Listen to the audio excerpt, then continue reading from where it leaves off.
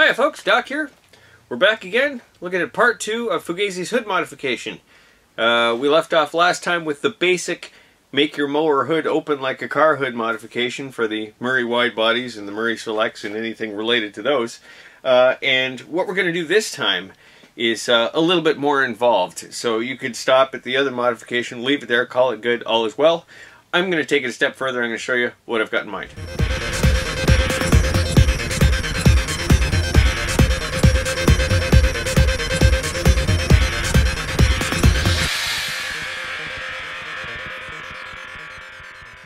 That's right, I'm going to have this hood open as a hood, leaving the grille, the headlights, and everything else up front in place. And here's what I've got so far. So far, I've taken a silver Sharpie marker, because the black ain't going to show up on camera worth a damn, and I've marked a line on both sides of the hood, right there on a diagonal, going from this curve, basically right up to this character line here. And I'm going to cut that line with the grinder or the Sawzall or whatever the hell I have handy, and that's going to be the parting line. So this portion of the hood is going to become basically part of the grille, and the same thing on the other side, and that's all going to stay in place, and this section here is going to open. So we're going to have to take the grille all off, make some preparations, and make some cuts. Okay, so we've got kind of a mishmash of screws holding this together, so I'm going to change bits a couple of times and detach the grille. Now remember, we've already removed our pivot bolts. So as soon as I get this detached, the grille is going to fall off and, you know, probably drop to its death, and I'm probably going to break the headlights and some silly crap like that. That one's just loose.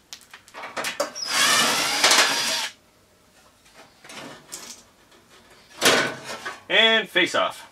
Now, as you can see, there's a flange here, and that flange sits tucked under the grille. And that's going to be kind of problematic because we don't want it under the grille or the hood's not going to open. So basically what we're going to have to do is cut the flange off. We could have it overlap. Not sure if that's going to sit well. It's certainly not going to sit the way I want it to. So I think we're just going to go ahead and cut that off.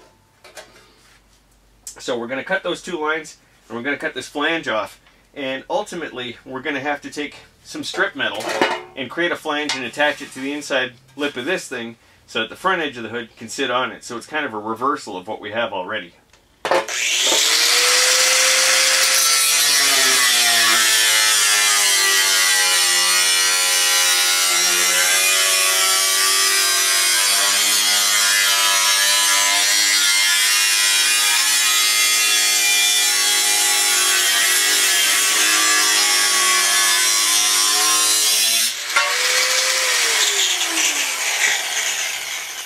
Okay, so I can go ahead after the fact and clean those cuts up because there's some sharp edges there. I'm not going to be dealing with the paint today because I'm going to repaint the whole thing, so I'm not too worried about paint damage at the moment. As you can see, I've cut both sides free. And at some point, I'm just going to wind up attaching those back to the grill piece. Okay, so now what I'm going to do is I'm going to take this lip that had formerly sat underneath the grill, and I'm going to trim that right off, so that the hood will sit flush with the grille again. And I'm going to trim that off with the grinder, with the camera off and charging, because apparently my battery's getting a little low. So I've put a piece of block of wood under there, just to you know, make it so I don't accidentally nick the air cleaner, and that's what we're going to do now. Okay, so while you guys were out and the camera was charging, I cut that lip off, cleaned up the edge, and then I screwed the side panels onto the hood, or grille rather, sorry, hello. Just get you down in here a little tight. I've still got a pile of crap in the shop. And then what I did is I cut a couple of pieces of 16 gauge, and I'm going to use that to create flanges, basically on the hood for the, or on the grille for the hood to sit on and in, and just basically hold everything together and bring it into alignment when it's closed.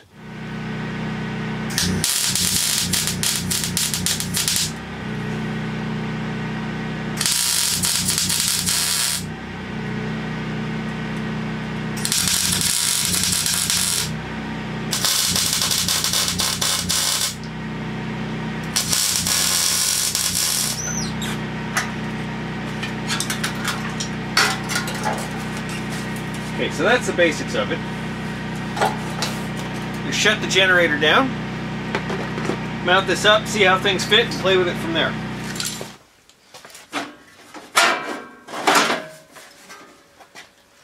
So fast forward a little bit, I've tacked the piece on, I've bolted that on, and now we can start playing around with fitment.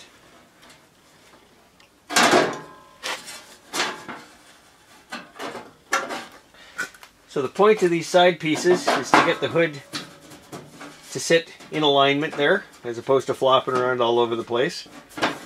And of course the top piece does the same thing. Brings the front edge of the hood into alignment with the grille. To bring it up or down, in and out of alignment, we just have to bend that metal just a little bit. And just screw around with the position. This stuff's kind of flexible, so we're going to have to screw around with positioning it a bit. But ultimately, once I'm a little happier with positioning, and just where these pivot bolts are, I'm going to actually weld it on so that the grille shell stays put. And then later on I'll probably put a reinforcement to the grille shell, so, you know, it's even stronger and sturdier. In the meantime, yeah, we've got a little positioning and bending and stuff to do, but we're definitely headed in the right direction.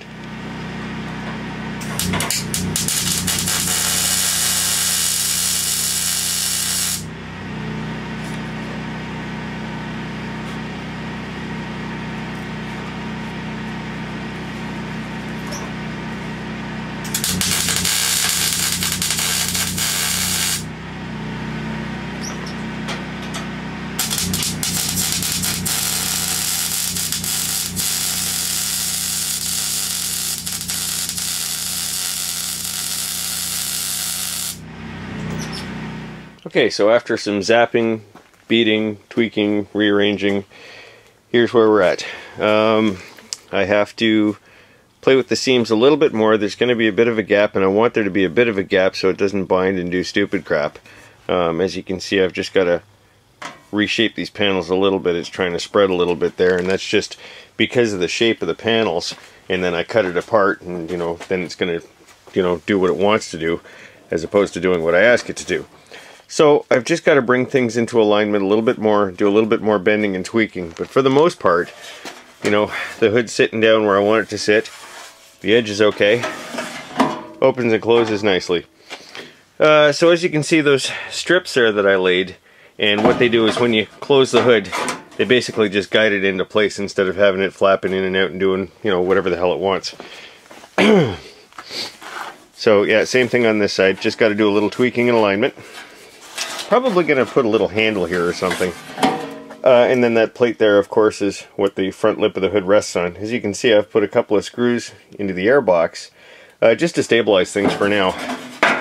I kind of want to see how the rest of this front end goes before I get any further.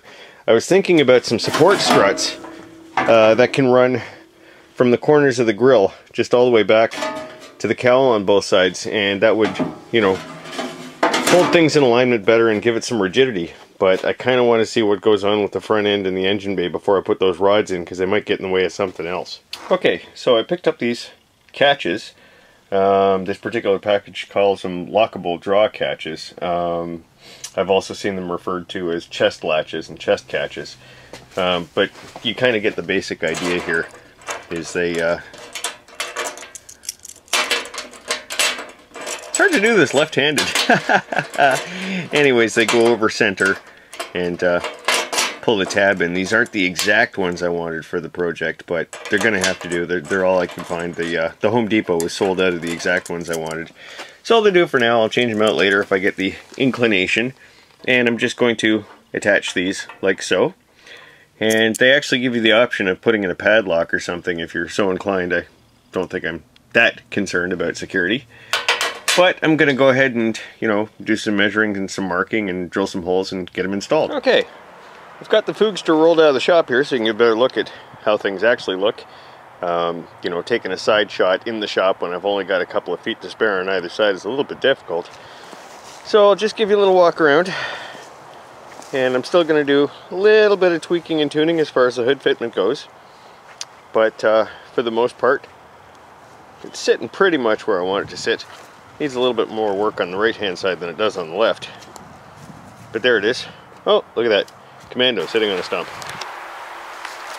In the near future, I'll be working on a mechanism to hold the hood up, a prop rod or some such thing. Don't have that worked out for today. Not worried about that for today. Just wanted to show you guys what I have got, just as far as getting this hood to do what I want it to do. Alright, so for now, bungee cord it is. And we'll close her up.